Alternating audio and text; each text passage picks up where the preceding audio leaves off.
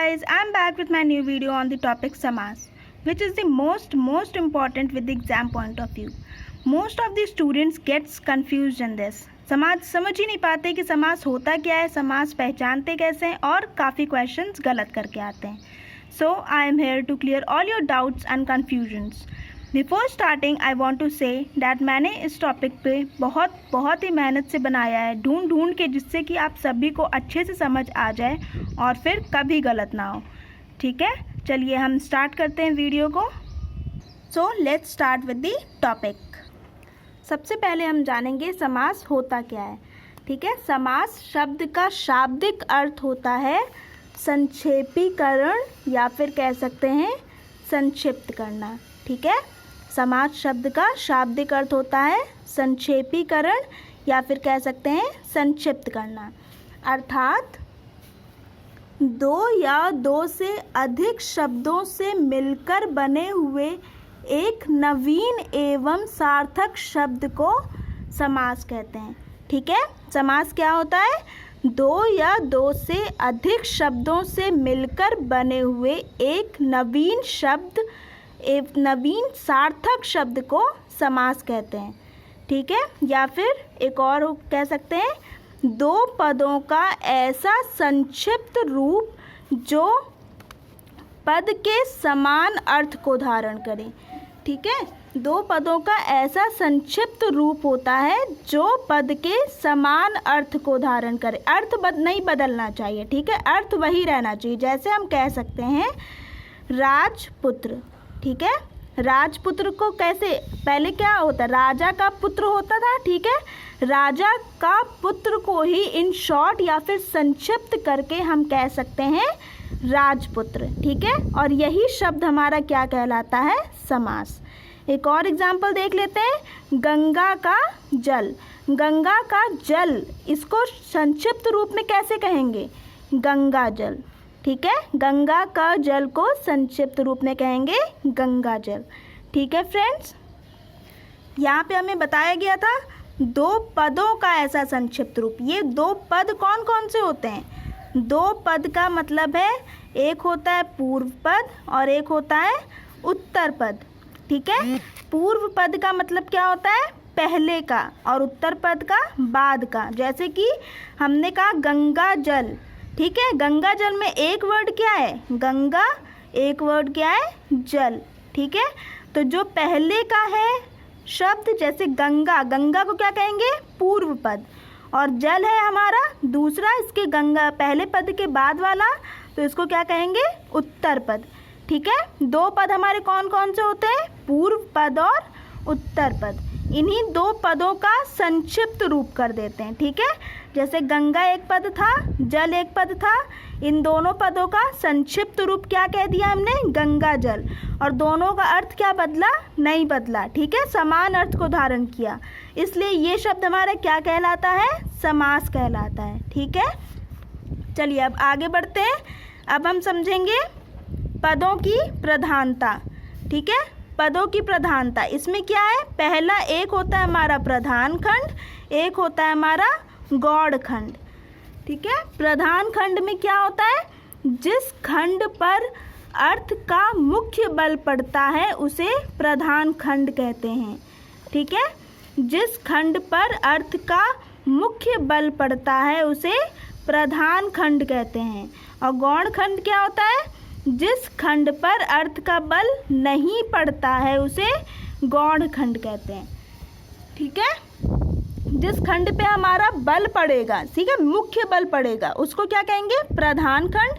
और जिस पे बल नहीं पड़ता है उसको क्या कहते हैं? गौड़ खंड. ठीक है, अब आता है हमारा समास के भेद.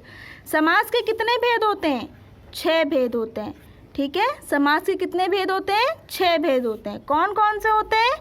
पहला होता है हमारा अव्ययी भाव समास. ठीक है, पहला होता है अव्ययी भाव समास, तत्पुरुष समास, कर्मधारय समास, द्विगु समास, द्वंद्व समास और बहुव्रीहि समास. ठीक है, क्या क्या था हमारा? अव्ययी भाव समास, तत्पुरुष समास, कर्मधारय समास, द्विगु समास, द्वंद्व समास और बहुव्रीहि समास. अब हम लोग समझेंगे द्वंद्व समास, ठीक है, डिटेल में पढ़ेंगे। अब सबसे पहले हम आसान वाला ले रहे हैं, फिर जैसे जैसे बढ़ता जाएगा डिफ़िकल्टी लेवल वैसे वैसे बढ़ेंगे, ठीक है। चलिए पहले हम लोग समझेंगे द्वंद्व समास। द्वंद्व समास क्या होता है? जिसमें दोनों पद प्रधान होता है, ठीक है। दोनों पद मतलब कौन कौन सा? पूर्व पद और उत्तर पद।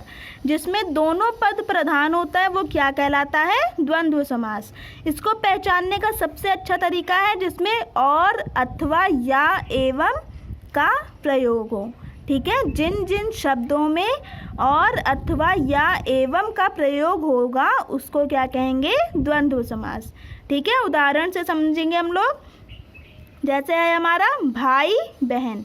भाई बहन कहते हैं, इन शॉर्ट में कहते हैं, ठीक है, संक्षिप्त में कहते हैं। लेकिन इसको अगर पूरा बोला जाए तो क्या कहेंगे? भाई और बहन, ठीक है।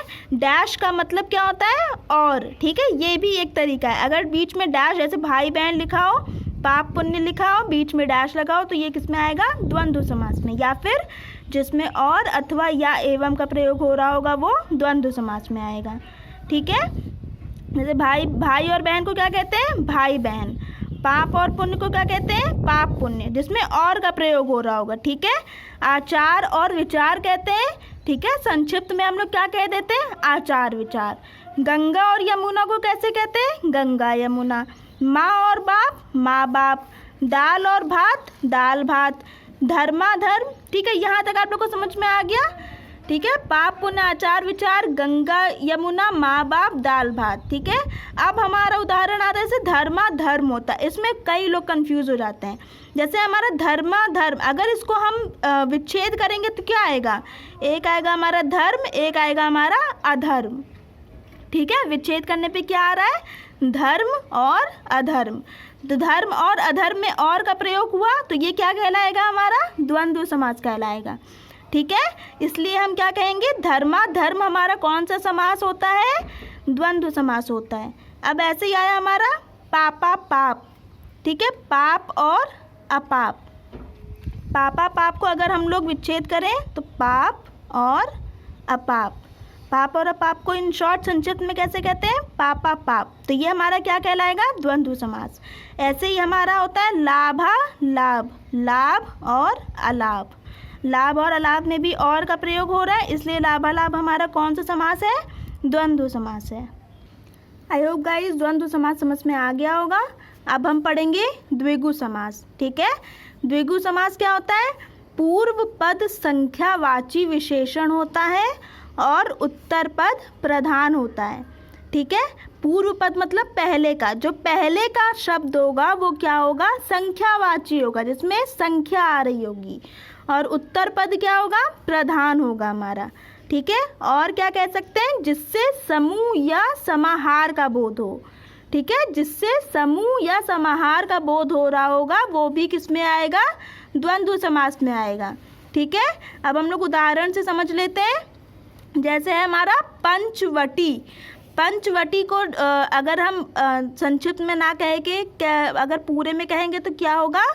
5 वटों का समूह। वट मतलब क्या होता है? वृक्ष होता है, ठीक है फ्रेंड्स। 5 वटों का समूह, 5 वृक्षों का समूह। इन शॉर्ट हम इसे कैसे कहते हैं? पंचवटी। तो यहाँ हमें पंच से ही पता चल रहा है, पंच क्या है हमारा? संख्यावाची है, ठीक है। पंच क्या है हमारा? संख्यावाची है। और इससे क्या हो रहा है? समूह या फिर क्या है? समाहार का बोध हो रहा है, ठीक है। तो ये किस में आएगा? हमारा द्विगु समास में आएगा। ऐसे ही है हमारा शताब्दी। शताब्दी में क्या है? 100 वर्षों का समूह। 100 वर्षों का समूह को इन शॉर्ट या संक्षिप्त रूप में हम लोग कैसे कहते हैं? शताब्दी कहते हैं। तो ये हमारा क्या है? द्विगु समास है, ठीक है। 4 राहों का समूह कैसे कहते हैं? चौराहा। नवग्रहों का समूह नवग्रह। नवरात्रि का समूह नवरात्रि, ठीक है। तो हमने क्या देखा? शताब्दी कहते हैं 100 वर्षों का समूह। 100 वर्ष मतलब संख्यावाची हुआ। चौराहे में देखिए, चौराहा मतलब 4 होता है, नव में 9 आ रहा है, नवरात्रि में 9 रात्रों का समूह, ठीक है। सब में पहला पद क्या है? संख्यावाची, इसलिए ये सब हमारा किस में आता है? द्विगु समास में आता है, ठीक है गाइस। अब चलिए अब नेक्स्ट पे चलते हैं, बहुव्रीहि समास, ठीक है। अब हम लोग पढ़ेंगे बहुव्रीहि समास। बहुव्रीहि समास क्या होता है? जिसमें दोनों पद अप्रधान होते हैं। ठीक है, दोनों पद अप्रधान होते हैं और अपना अर्थ छोड़कर कोई तीसरा अर्थ धारण कर लेते हैं। ठीक है, बहुव्रीहि समास में अपना अर्थ छोड़कर कोई तीसरा अर्थ धारण कर लेते हैं।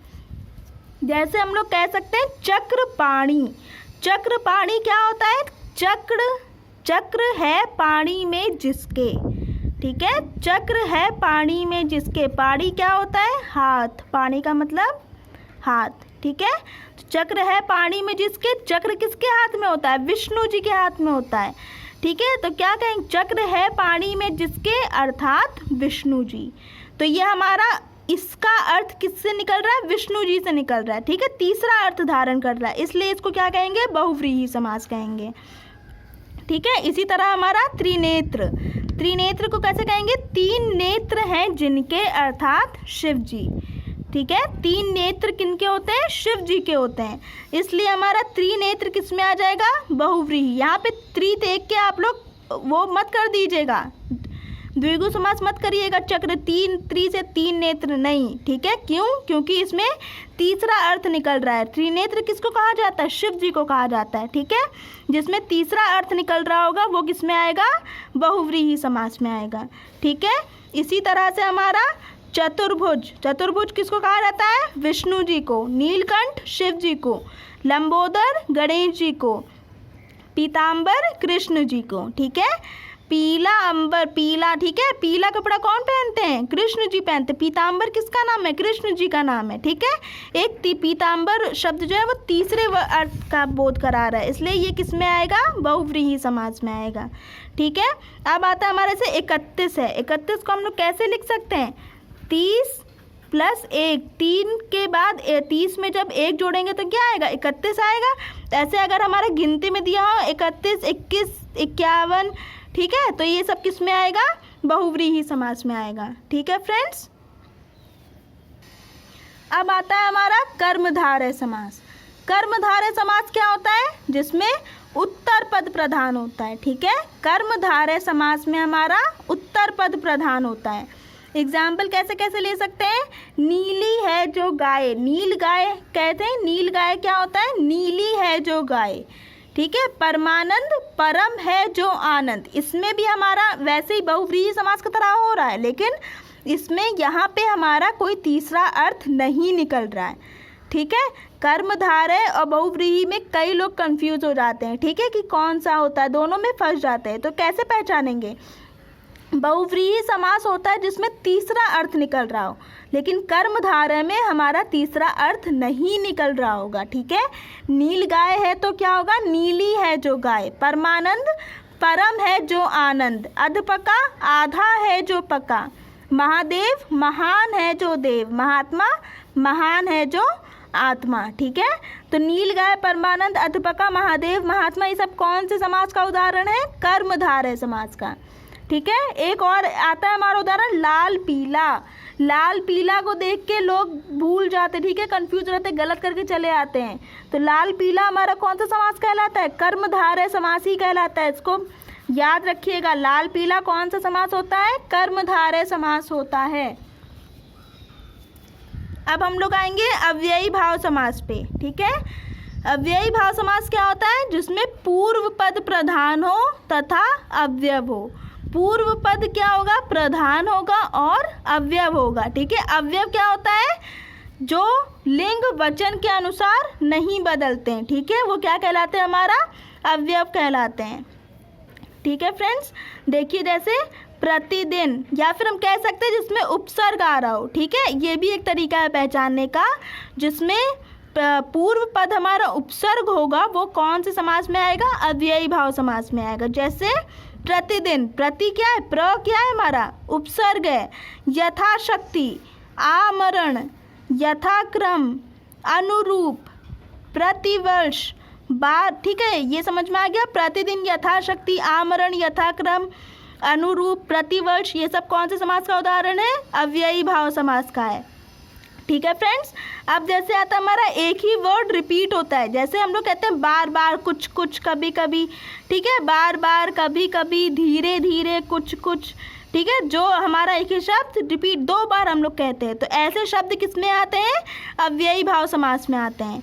ठीक है गाइस, ऐसे शब्द किस में आते हैं? अव्ययी भाव समास में आते हैं। ठीक है, अब चलिए आगे देखते हैं। अब लास्ट भेद हमारा कौन सा बचा है? तत्पुरुष समास। ठीक है, तत्पुरुष समास क्या होता है? जिसमें उत्तर पद प्रधान होता है। तत्पुरुष समास में हमारा उत्तर पद प्रधान होता है, पूर्व पद विशेषण होता है तथा उत्तर पद विशेष्य होता है। विशेषण क्या होता है? ठीक है, जो संज्ञा या सर्वनाम की विशेषता बताते हैं उनको क्या कहते हैं? विशेषण कहते हैं। और उत्तर पद होता है हमारा विशेष्य। विशेष्य क्या होता है? जो विशेषण की विशेषता बताते हैं उसे विशेष्य कहते हैं। ठीक है, तो हमारा तत्पुरुष समास में क्या होगा? पूर्व पद विशेषण होगा और उत्तर पद विशेष्य होगा। और भी क्या कह सकते हैं? विभक्ति का लोप हो जाता है। ठीक है, तत्पुरुष समास में हमारा विभक्ति का लोप हो जाता है। जैसे हम लोग कहते हैं राजपुत्र। राजपुत्र का मतलब क्या है? राजा का पुत्र। लोप विभक्ति क्या है इसमें? का। ठीक है, विभक्ति क्या है हमारा? का क्या कर दिया हमने? लोप कर दिया। तो क्या बन गया हमारा? राजा का पुत्र से राजपुत्र बन गया। ठीक है, ऐसे ही राजा की रानी, की हमारा क्या है? विभक्ति है। विभक्ति का लोप कर देंगे तो राजा की रानी से हमारा क्या बन जाएगा? राज रानी बन जाएगा। ठीक है, ऐसे रोग से ग्रस्त, से हमारा है विभक्ति, विभक्ति का लोप कर देंगे तो रोग से ग्रस्त क्या बन जाएगा? रोगग्रस्त बन जाएगा। ठीक है, तो ऐसे शब्द हमारे किस में आते हैं? तत्पुरुष समास में आते हैं। ठीक है, अब हम लोग देखेंगे तत्पुरुष समास के भेद भी होते हैं। ठीक है, तो चलिए भेद को देख लेते हैं एक बार। तत्पुरुष समास के भेद में क्या क्या आते हैं? कर्म। ठीक है, कर्म में क्या? कर्म कारक सब पढ़ा होगा ना? कर्म कारक, करण कारक, संप्रदान कारक, इन सब में विभक्ति होती है। विभक्ति का कैसे लोप करते हैं, ठीक है, वो हम लोग जानेंगे। जैसे कर्म का उदाहरण है हमारा गिरह कट। कर्म में हमारा कौन सी विभक्ति होती है? को की विभक्ति होती है। कर्म में हमारा को विभक्ति होता है। कहते हैं गिरह को काटने वाला। गिरह को काटने वाला, को हमारी विभक्ति है, इसको लोप कर देंगे तो क्या बन जाएगा? गिरह कट बन जाएगा। ठीक है, दोनों का अर्थ सेम ही है, अर्थ नहीं बदलेगा हमारा। ठीक है, करण का हमारा विभक्ति क्या है? से है। ठीक है, करण का विभक्ति होता है हमारा से। मन से चाहा, तो इसका संक्षिप्त रूप क्या होगा? मन चाहा। तो मन चाहा हमारा कौन सा उदाहरण है? तत्पुरुष समास का। और तत्पुरुष समास में भी किसका उदाहरण है? करण का। ठीक है, चलिए अब देखते हैं संप्रदान में। संप्रदान का विभक्ति क्या होता है? के लिए। के लिए का विलोप कर देंगे हम लोग। रसोई के लिए घर, रसोई घर। तो अगर परीक्षा में पूछा जाए रसोई घर कौन सा समास है तो क्या कहेंगे? तत्पुरुष समास है। अपादान में क्या होता है? देश निकाला। जैसे देश से निकाला, से का हम लोप करके क्या बोलेंगे? देश निकाला। ठीक है, अब आता है हमारा संबंध। संबंध में कौन सा हमारा विभक्ति होता है? का। ठीक है, संबंध में हमारा विभक्ति होता है का। गंगा का जल, तो क्या कहते हैं? गंगा जल। तो गंगा जल हमारा कौन सा समास है? तत्पुरुष समास है। ऐसे ही अधिकरण में क्या होता है? आप बीती। आप पर बीती, नगर में वास। में पर किसका है? कौन सी विभक्ति है? किसका है? अधिकरण का विभक्ति कहलाता है। ठीक है, तो आप पर बीती को क्या कह सकते हैं? आप बीती। नगर में वास को नगरवास। ठीक है, तो ये सारे हमारे उदाहरण किसके हैं? तत्पुरुष समास के हैं। तत्पुरुष समास के हमारे अन्य भी 3 भेद होते हैं, चलिए उनको भी समझ लेंगे हम लोग। नई तत्पुरुष। ठीक है, नई तत्पुरुष, इसमें क्या होता है? जिसके प्रारंभ में अ या अन उपसर्ग लगा हो। जिसके प्रारंभ में अ या अन उपसर्ग लगा हो वो कौन सा तत्पुरुष होगा? नई तत्पुरुष। जैसे कि अनदेखा, ठीक है, अनसुना, अनहित, अशुद्ध, अविवेक, असमर्थ। ठीक है, अनदेखा, अनसुना, अनहित, अशुद्ध, अविवेक, असमर्थ, ये सब हमारा किसका उदाहरण है? नई तत्पुरुष का है। ठीक है, या फिर कह सकते हैं तत्पुरुष समास का उदाहरण है। ठीक है, अगर ऐसे तत्पुरुष, अगर सिर्फ समास पूछा जाए तो तत्पुरुष समास का है, और अगर उसके अंदर भी पूछा जाए कौन से तत्पुरुष का है तो नई तत्पुरुष का है। ठीक है, अब आता है हमारा प्रादि तत्पुरुष। प्रादि तत्पुरुष में क्या होता है? जिसके प्रारंभ में प्रा उपसर्ग लगा हो। जिसके प्रारंभ में प्रा उपसर्ग लगा हो वो किस में आएगा? प्रादि तत्पुरुष में आएगा। जैसे प्रमाण, प्रचलित, प्रखर, प्रमेय। ठीक है, सब में प्र उपसर्ग आ रहा है, जिसमें प्र उपसर्ग आ रहा होगा वो कौन सा हमारा तत्पुरुष होगा? प्रादि तत्पुरुष। अब आता है हमारा अलुक तत्पुरुष। ठीक है, अलुक तत्पुरुष में क्या होता है हमारा? युधिष्ठिर। ठीक है, और क्या होता है? मनसिज। युधिष्ठिर हमारा मोस्ट इम्पॉर्टेंट शब्द है। ठीक है, मोस्ट इम्पॉर्टेंट वर्ड है जो हमारे परीक्षाओं में अक्सर पूछे जाते हैं। युधिष्ठिर युद्ध में स्थिर रहने वाला, वो किस में आएगा? अलुक तत्पुरुष में आएगा। ठीक है, या तत्पुरुष समास का उदाहरण है। ठीक है फ्रेंड्स, आई होप आप सबको समझ में आ गया होगा समास। अब आपको समझने में या क्वेश्चंस हल करने में कोई भी दिक्कत नहीं आनी चाहिए। चलिए, थैंक यू फ्रेंड्स। आप सबको वीडियो पसंद आया हो तो प्लीज़ लाइक करें, शेयर करें, सब्सक्राइब करें और बेल आइकन को ज़रूर दबाएं। Bye bye.